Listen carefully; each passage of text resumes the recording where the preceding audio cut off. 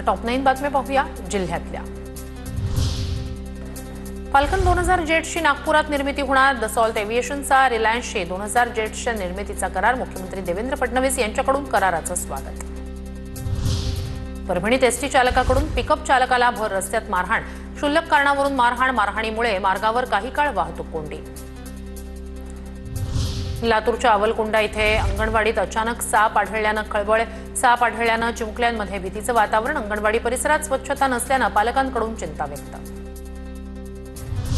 पुण्याच्या वाघोलीजवळील वाडेबोल्हाई इथल्या बालकाश्रमात शिपायाचा 2 अल्पवयीन मुलींवर अत्याचार। मुळेगाव पोलीस ठाण्यात पॉक्सो अंतर्गत गुन्हा दाखल।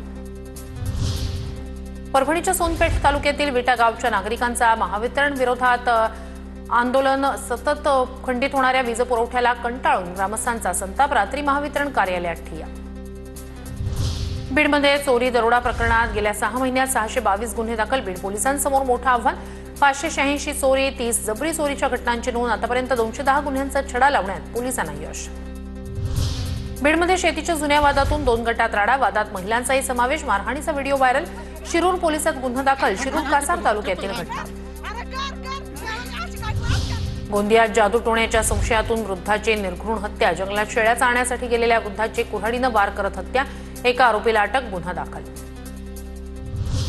नागपूर महानगरपालिकेच्या नालेसफाईवर आमदार प्रवीण दटके यांची नाराजी। पावसाळा तोंडावर असताना देखील नालेसफाई पूर्ण न झाल्याचा आरोप।